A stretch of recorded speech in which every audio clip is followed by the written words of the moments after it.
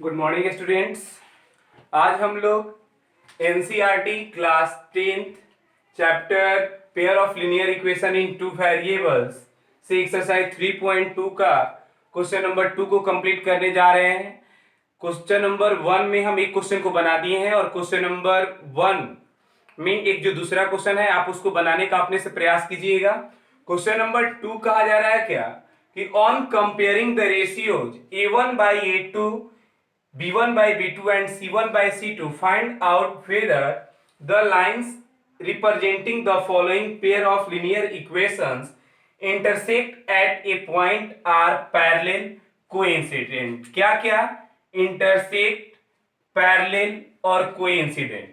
तो सबसे पहले हमको ये मालूम होना चाहिए कि पैरेलल कौन सा इक्वेशन होता है, इंटरसेक्टिंग कौन सा इक्वेशन होता है और कोइंसिडेंट कौन सा इक्वेशन होता है। तो इसके लिए हम लोग पढ़ चुके हैं जब introduction of pair of linear equation in two variable हम उसमें पढ़ाए हैं। तो वहां पे हम आपको ये पढ़ाए होंगे कि a1 by a2 equal not equal to b1 by b2। अगर ऐसा होता है तो वो लाइन मेरा इंटरसेक्टिंग कहलाएगा। क्या कहलाएगा? इंटरसेक्टिंग। यानी a1 by a2 not equal to b1 by b2, जो इक्वेशन मेरा ये फॉलो करेगा वो क्या कहलाएगा? इंटरसेक्टिंग। अगर वो a1 by a2 equal to b1 by b2 और equal to c1 by c2 equation को फॉलो कर रहा है तो वो मेरा जो लाइन होगा वो कोइंसिडेंट कहलाएगा। क्या कहलाएगा? कोइंसिडेंट। और अगर जो a1 by a2 equal to b1 by b2 और not equal to c1 by c2 को फॉलो कर रहा है तो वो मेरा जो लाइन होगा वो पैरेलल कहलाएगा। वो क्या कहलाएगा? पैरेलल। तो इसमें क्या क्या हुआ? अगर a1 by a2 not equal to b1 by b2 के को फॉलो करेगा तो क्या कहलाएगा? Intersecting.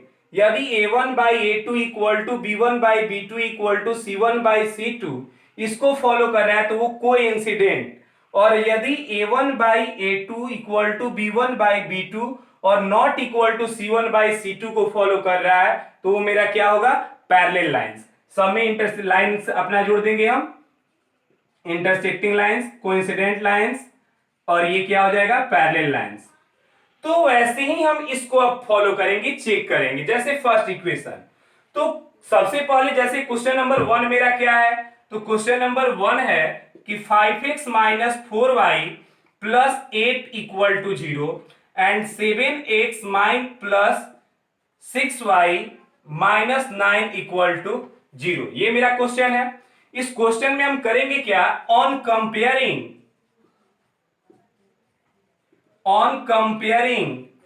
ax plus by plus c equal to 0। ये पेयर ऑफ ये linear equation in two variables का स्टैंडर्ड फॉर्म था। इसको हम कंपेयर करेंगे। तो कंपेयर करने में दो इक्वेशन है, सो एक को a1 बोला जाता है और दूसरे को a2। तो यहां पे a1 इक्वल टू क्या है? 5, b1 इक्वल टू क्या है? -4 और c1 इक्वल टू क्या है? 8, है ना। a1 किसको बोला जाता है? Coefficient of x। b1 किसको बोला जाता है? Coefficient of y। और c1 किसको बोला जाता है? यानी कि कांस्टेंट। फर्स्ट इक्वेशन के जो x का क्या होता है? कोफिशिएंट होता है, उसको हम लोग a1 बोलते हैं। फर्स्ट इक्वेशन के y का जो कोफिशिएंट होता है उसको b1 बोलते हैं। और फर्स्ट इक्वेशन में जो मेरा क्या होता है, क्या बोलते हैं उसको? कांस्टेंट टर्म होता है, उसको क्या बोलते हैं? c1।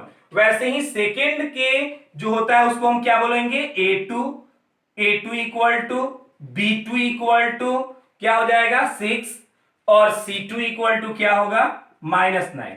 अब यहां पे हम चेक करेंगे। जैसे बाबू देखो तो कि 5 by 7 a1 by a2 यानी कि 5 by 7 और यहां पे क्या है? -4 by 6। तो क्या ये इक्वल है? स्टैंडर्ड फॉर्म में बदल दीजिए तो 2 by 3 यानी ये क्या आ गया? 5 by 7 not equal to -2 by 3। तो जब ये a1 by a2 not equal to b1 by b2, तो ये जब इस स्टेटमेंट को फॉलो कर रहा है, यानी वो लाइन कैसा होगा, इंटरसेक्टिंग लाइन, यानी इसका लाइन आंसर क्या होगा, इंटरसेक्टिंग। इसका आंसर क्या होगा, इंटरसेक्टिंग। आप इसको अपना नोट कर लेंगे। अब हम चलते हैं दूसरे क्वेश्चन पर। हो गया होगा। अब दूसरे क्वेश्चन को देखें। दूसरा जो क्वेश्चन है इसमें क्या है, दूसरा क्वेश्चन कहा जा रहा है 9x plus 3y plus 12 equal to 0 और 18x plus 6y plus 24 equal to 0। ये दोनों मेरा क्या है, दो इक्वेशंस है। और अभी हमने लिखा क्या था वहां पे, ऑन कंपेयरिंग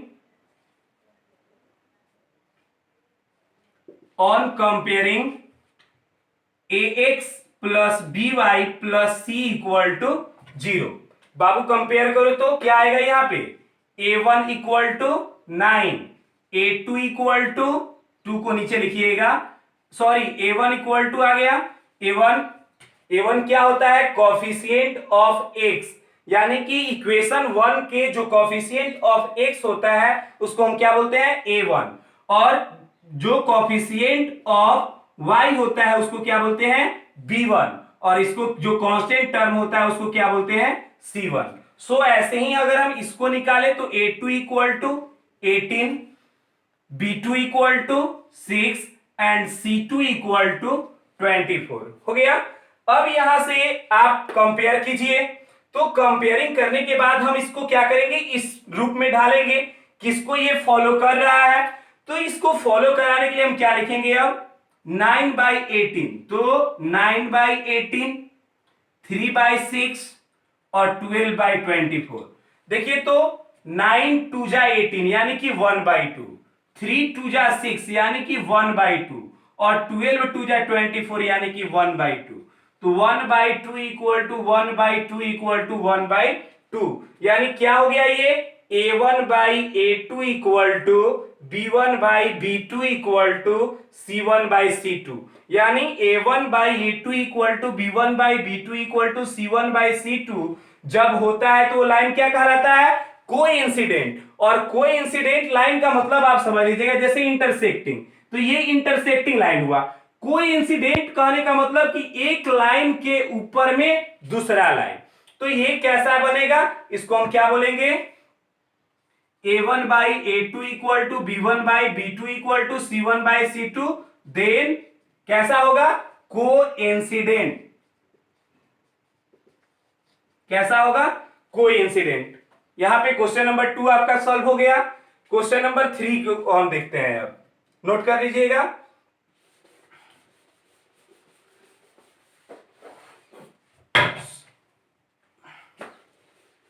क्वेश्चन नंबर 3 कहा जा रहा है क्या, 6x minus 3y plus 10 equal to 0, 2x minus y plus 9 equal to 0।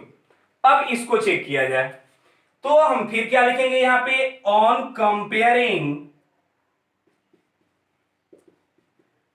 Comparing ax plus by plus c equal to 0 भी अपना डाल सकते हैं। कंपेयर कीजिए बाबू। कंपेयर करने में मैंने अभी बतलाया कि जो इक्वेशन 1 का x का कोफिशिएंट होता है उसको हम लोग क्या बोलते हैं, a1। तो a1 equal to 6, b1 equal to -3 और c1 इक्वल टू 10। सेम वैसे ही अगर हमको a2 बोला जाए तो a2 equal to 2, b2 equal to -1, क्योंकि अगर किसी नंबर में कुछ मल्टीप्लाई नहीं है, 1 मल्टीप्लाई है, तो यहां पे क्या होगा, कोफिशिएंट इसका -1, और c2 इक्वल टू 9। अब यहां से हम क्या करेंगे, जब कंपेयर कीजिए तो 6 बाई 2 -3 बाई -1 और 10 बाई 9, यही 3 है। अब देखो तो क्या आ रहा है, ये 2 3 जा, यानी कि 3 -2 माइनस कैंसिल, और ये तो कटेगा नहीं, तो यहां पे ये क्या आएगा, 3 बाई 1, ये भी क्या आएगा 3/1, और ये क्या आएगा 10/9। तो साइन डालिए, 3/1 और 3/1 को इक्वल बोल सकते हैं कि नहीं, बोलेंगे। अब 3/1 क्या 10/9 के इक्वल है, नहीं है, तो यहां पे क्या डालिएगा, नॉट इक्वल टू। तो बाबू अब इसको देखो, यहां पे क्या ये फॉलो किया, a1/a2 equal to b1/b2 not equal to c1/c2। तो a1/a2 equal to b1/b2 not equal to c1/c2। तो ये कैसा लाइन देता है हमको, पैरेलल लाइन। यानी हमको क्या बोलेंगे इसको, a1/a2 equal to b1/b2 not equal to c1/c2, then this line is parallel. हो गया, यहां पे ये तीनों क्वेश्चन आपका कंप्लीट हो गया। तो सो आप याद रखेंगे कि a1/a2 not equal to b1/b2 होता है, तो लाइन कैसा बनाएगा, पैरेलल। यदि a1/a2 equal to b1/b2 equal to c1/c2 को फॉलो करता है तो कैसा होगा, कोइंसिडेंट। और यदि a1/a2 equal to b1/b2 not equal to c1/c2 होता है तो वो किसको फॉलो करेगा, पैरेलल लाइन। यहां पे आपका क्वेश्चन नंबर 2 क्या हुआ, कंप्लीट।